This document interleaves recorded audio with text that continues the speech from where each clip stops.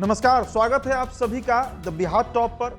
मैं उदित तारन आपके साथ इस वीडियो में एक बेहद बड़ी खबर लेकर हाजिर हूं। खबर बिहार की राजनीति से है, महागठबंधन से है, जिसे अब इंडिया गठबंधन कहा जा रहा है। देखिए, इंडिया गठबंधन की जब नींव पर रही थी, जब नीतीश कुमार राज्यों का दौरा कर रहे थे, सभी नेताओं को एक मंच पर ला रहे थे, तो उस समय उन्होंने एक फॉर्मूला दिया था।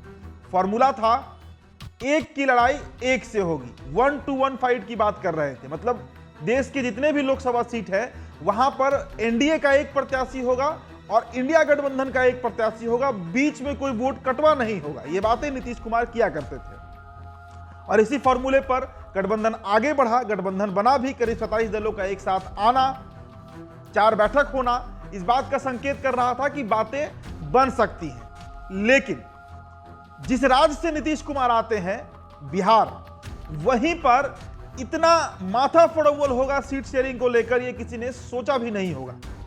2 नए डेवलपमेंट हुए हैं कल बिहार की राजनीति में, जो आपसे हम साझा करेंगे।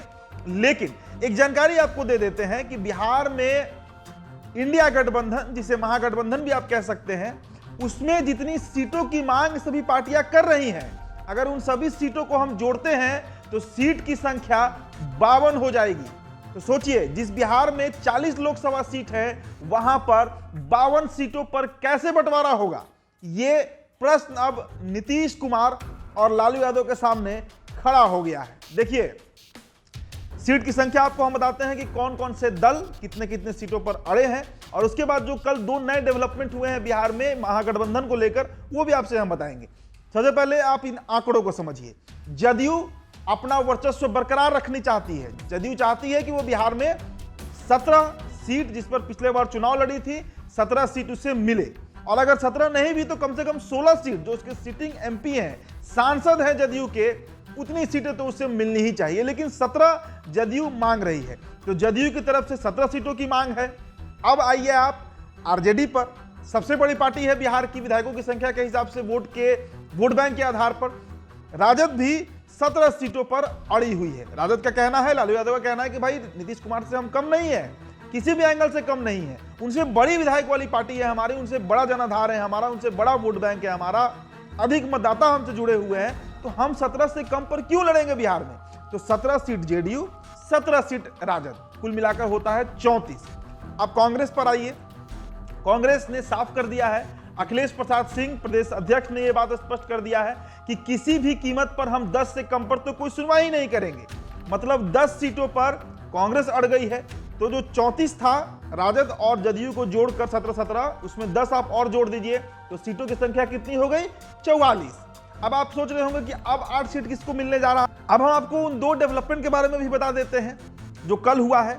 भाकपा और भाकपा माले, वाम दल के जो 2 घटक दल है, भाकपा जो है उसके राज्य सचिव जो है राम नरेश पांडे, उनका कल एक बयान आया जिसमें उन्होंने कहा कि हम 12 लोकसभा सीटों पर पूरी तैयारी में हैं।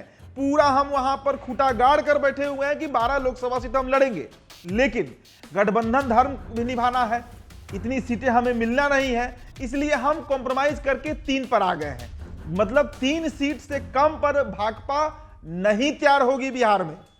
3 सीट, जी हां, बेगूसराय, बांका और मधुबनी, ये 3 सीटों का जिक्र भाकपा के राज्य सचिव जो है राम नरेश पांडे, उन्होंने खुले मन से ऐलान कर दिया है कि 3 सीट से कम पर हम नहीं मानेंगे।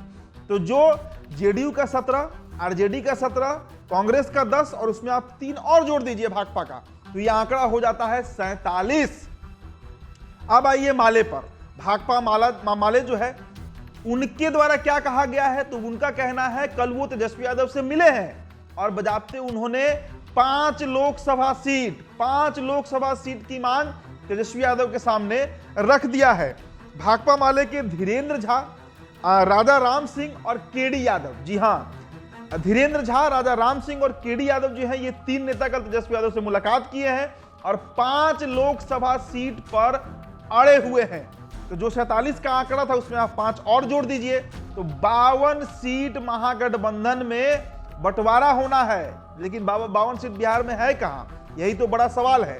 तो ऐसे में माथा फड़ौवल की स्थिति महागठबंधन में होते हुए दिख रही है, और इसलिए हमने कहा कि जिस फॉर्मूले पर नीतीश कुमार चले थे, 1-to-1 फाइट फॉर्मूला जो तय किए थे कि एक पर एक की लड़ाई होगी, वो कैसे सेट होगा?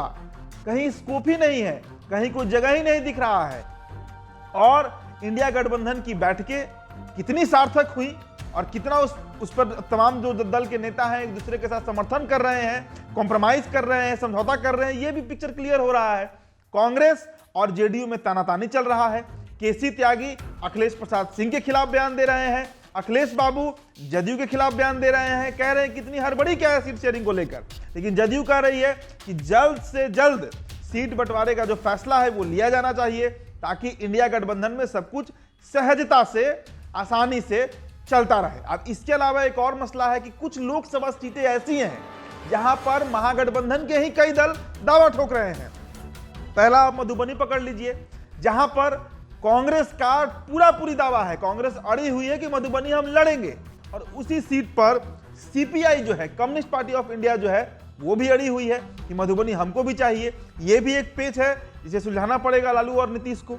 दूसरा सीट आप पकड़िए बांका सीट पर जदयू के मौजूदा सांसद हैं और वहां पर सीपीआई जो है वो भी पुरजोर ताकत लगा रही है, पुरजोर प्रयास कर रही है कि बांका उसको भी मिले। तो ये भी सीट शेयरिंग का सुलझाना पड़ेगा भाई कि बांका से जदयू लड़ेगा जहां से उसकी सिटिंग एमपी है, या फिर वो सीट सीपीआई को जाएगा।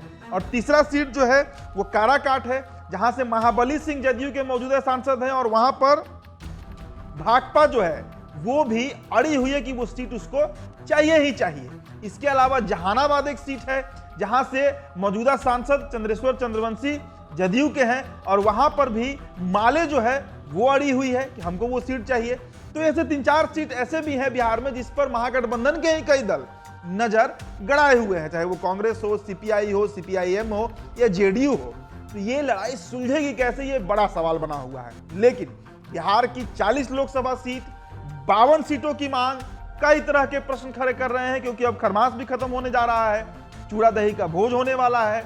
उसके बाद 22 जनवरी को रामलला का प्राण प्रतिष्ठा है अयोध्या में, और उसके बाद फिर चुनाव आयोग के द्वारा तारीखों का ऐलान। अब समय बचा नहीं है और उधर राहुल गांधी इन सब से मुक्त हो चुके हैं, वे फिर से निकल रहे हैं नया यात्रा पर। इंफाल से शुरू होगा, करीब 6500 किलोमीटर की यात्रा है जो मुंबई में समाप्त होगी। तो राहुल गांधी ने यह साफ कर दिया है कांग्रेस को कि उनको कोई बहुत इंटरेस्ट बिहार, झारखंड और उत्तर प्रदेश की सीट शेयरिंग में नहीं है, वो हस्तक्षेप, इंटरफेयर नहीं करने जा रहे हैं। तो आखिर ये मसला सुलझेगा कैसे, इस पर हमारी नजर बनी रहेगी। फिलहाल इस रिपोर्ट में इतना ही। बहुत बहुत शुक्रिया।